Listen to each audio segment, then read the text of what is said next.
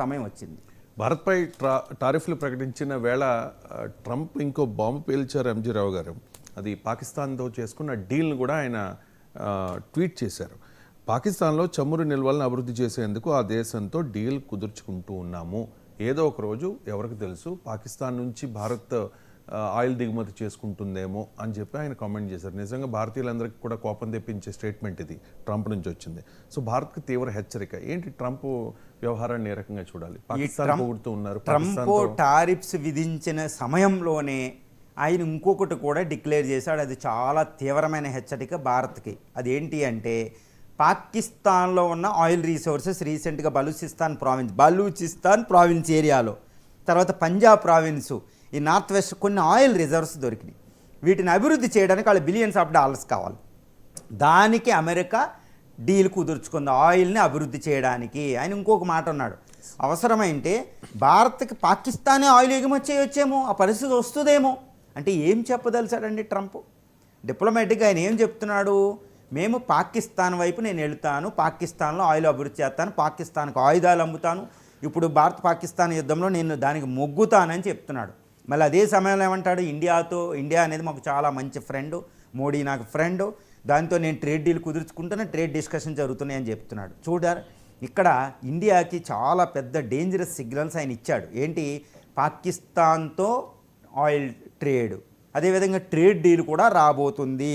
ఇది భారత్కి ప్రమాదమేనండి. ఎందుకంటే పాకిస్తాన్ చిన్న దేశమైన టెక్స్టైల్లో భారతదేశానికి కాంపిటీషన్ ఇవ్వగలిగిద్ది. ఇప్పుడు పాకిస్తాన్ టెక్స్టైల్ పైకి వెళ్ళింది అనుకో, ఇండియాకి చాలా పెద్ద ప్రాబ్లం అవుద్ది. ఈ జూట్లో బంగ్లాదేశ్తో కూడా మనకు ప్రమాదం ఉంది. సో అంటే ఏంటి? ట్రంప్ భారత శత్రువులు కొమ్ముగాస్తున్నాడు భారత్ బెదిరించడానికి. అంటే ట్రంప్ చాలా లిమిట్స్ దాటేశాడు, ఆయన లిమిట్స్ అన్నీ దాటేశాడు.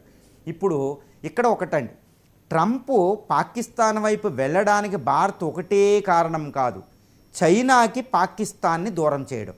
పాకిస్తాన్ని చైనాకి దూరం చేయడం మంచిగా మనకు కనిపించిన ఈ ట్రంప్ పాకిస్తాన్ని తన స్వార్థానికి వాడుకోవడం, దీనివల్ల ట్రంప్ అమెరికా పాకిస్తాన్ని తన స్వార్థానికి వాడుకోవడం వల్లే భారత్తో 3 యుద్ధాలు వచ్చాయి.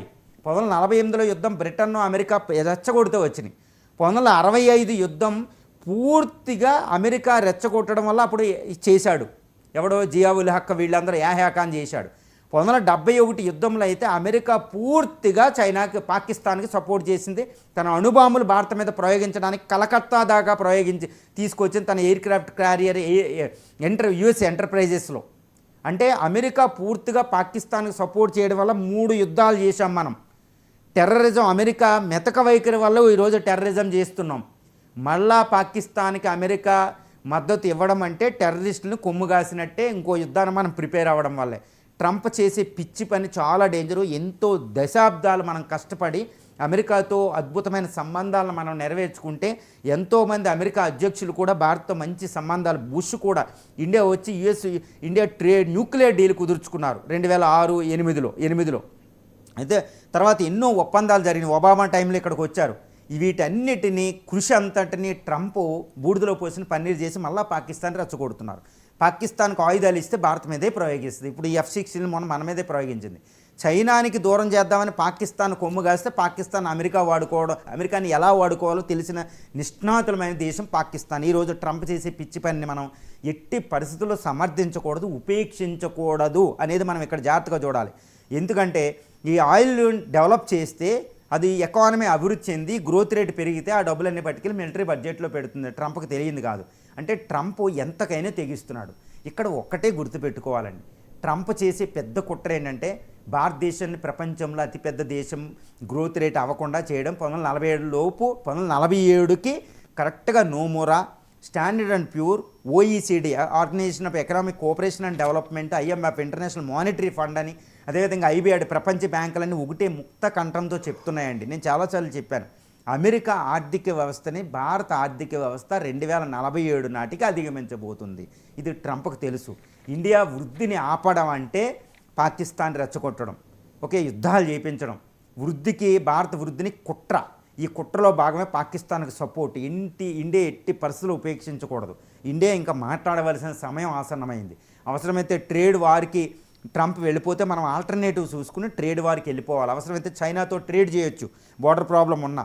ఆ ట్రేడ్ ఎప్పుడు చేయొచ్చు, జపాన్తో చేసుకోవచ్చు, కెనడాతో చేసుకోవచ్చు, మెక్సికోతో చేసుకోవచ్చు, అమెరికా ఇంకా మిగిలిన 192 దేశాలతో, ఐక్యరాజ్య సమితి 192 దేశాలతో అమెరికాని మినహాయించి ట్రేడ్ చేసుకోవచ్చు అండి. ఇండియాలో డొమెస్టిక్ కన్జంప్షన్ ఎక్కువ, మనం ట్రేడ్ మీదే ఆధారపడి లేం. ప్రపంచంలో ట్రేడ్ అంతా పోయినా ఆగిపోయినా భారత వృద్ధికి డోకా ఉండదు, కొంచెం తగ్గిన. ఎందుకంటే డొమెస్టిక్ కన్జంప్షన్ భారతదేశం స్వదేశీయ డిమాండే చాలా ఎక్కువ, అదే భారత ఆస్తి చైనాకి ఇండియాకి ఉన్నది. అందుకని కరోనా టైంలో వెంటనే రికవర్ అవ్వగలిగాం. సో భారత డిమాండ్ని వృద్ధి చేసుకోవడం వల్ల అమెరికాని కాస్త ఆపవచ్చు. అమెరికాకి ఎక్కువ నష్టం, దానికి ఇంకా రుచి చూపించాలి, మనం కూడా ఆంక్షలు విధించాలి ఇప్పటికీ. సో ఈ విధంగా పాకిస్తాన్తో అమెరికా ఫ్రెండ్షిప్ చేయడం అంటే మనకి చాలా చాలా పెద్ద డేంజర్ ఉంది. మళ్ళీ ఇంకో యుద్ధానికి సిద్ధపడాలి. 3 యుద్ధాలు చేపించింది అమెరికా, మనతో మర్చిపోకూడదు.